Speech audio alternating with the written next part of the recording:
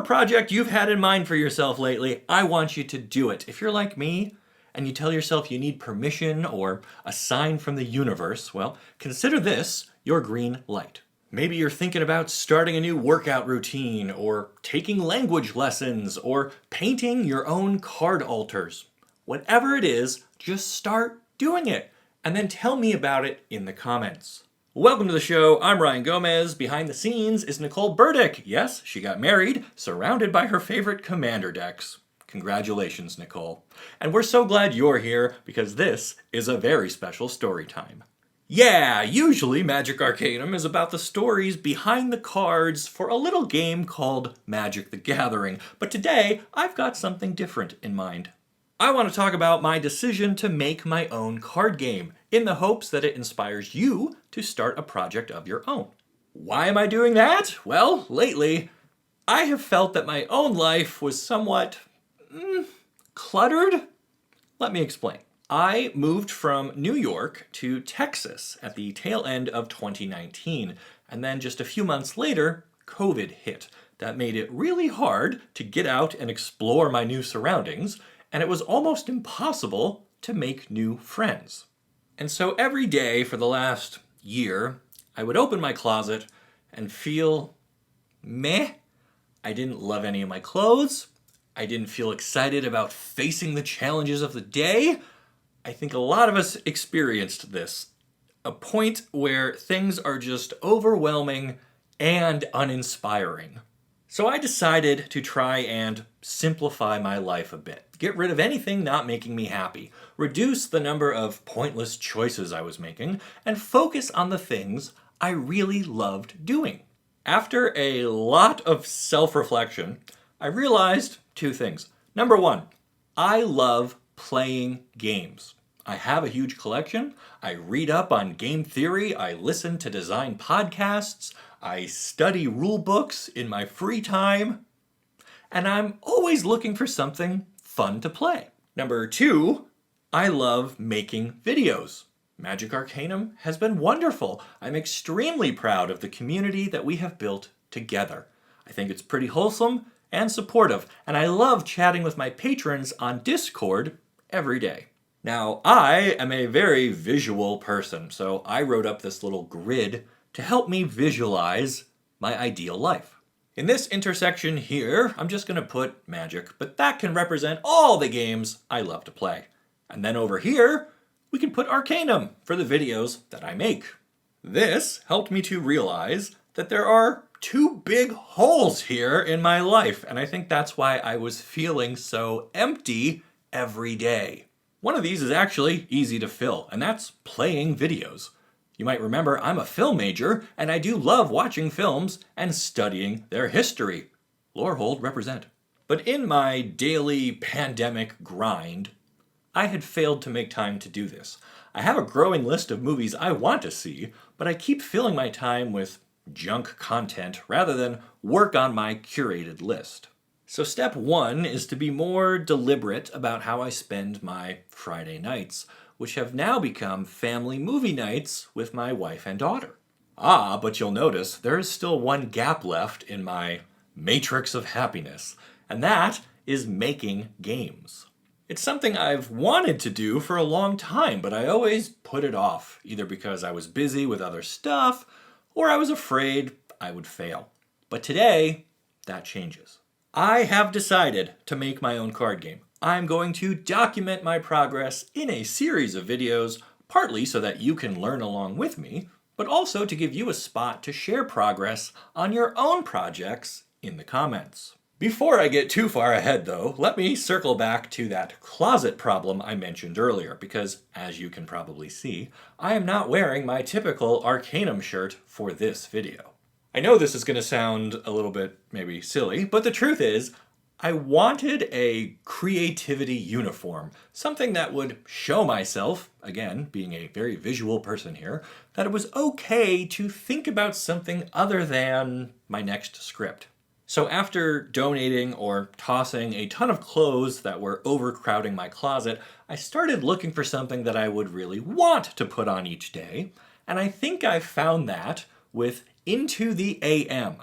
They have a terrific line of basic shirts in solid colors, but they also have some really fun and flavorful designs that I would describe as magic adjacent.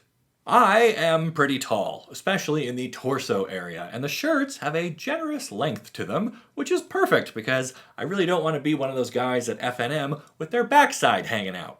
You know who I mean.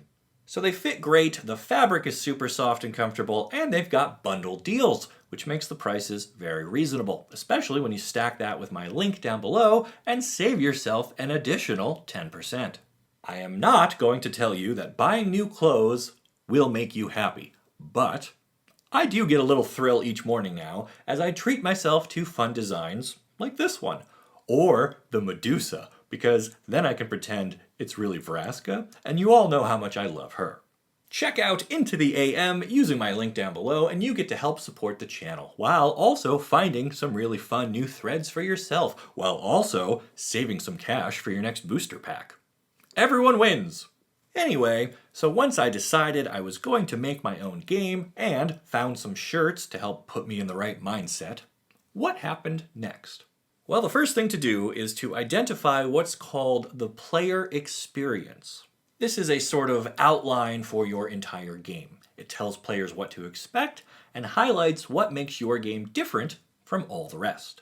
In Magic, for example, it's something like, you're a planeswalker, a powerful wizard with a library full of spells you can call upon as you duel others of your kind. As soon as I gave myself permission to start thinking about creating my own game, I knew right away I wanted it to relate to my own experiences in dealing with COVID. I think the best art finds inspiration from real life, and I figured this would be a healthy way of processing some of my frustration with my own situation. So the premise of the game I came up with at first is that you are something like an essential worker put into an impossible situation, and only by using your skill and strategy will you be able to survive this hostile environment. Notice how at this stage I am leaving things deliberately vague in terms of setting. All I know so far is I want players to start out weak against a superior force, but over time they're able to adapt somehow and improve their chances of survival.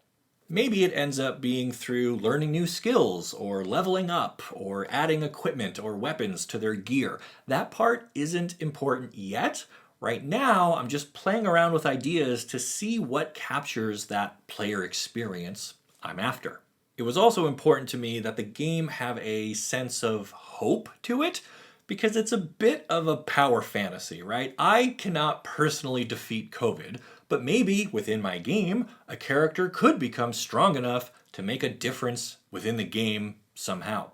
I then decided to make a list of some of my favorite games and identify my favorite parts about them to see if there was something in common, which might start to inform the structure of my own game.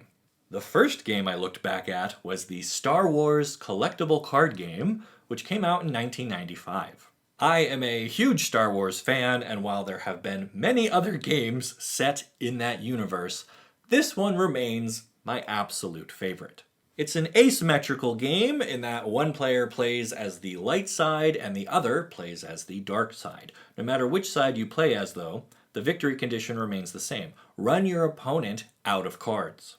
Basically, if a player takes damage, they have to mill cards from their own deck. Okay, that's not exactly it, but for the sake of discussion here, that's the important part. There is no outside life total to keep track of. The game uses no +1/+1 counters or token cards or anything else. All you need to play is 2 decks of cards, and I really like how elegant that system is. The other bit I really like is how each card has a destiny number up in the corner. During the game, you would be told to reveal destiny, which meant flip over the top card of your deck and use that number for some effect, like deciding if your weapon hit its target, for example.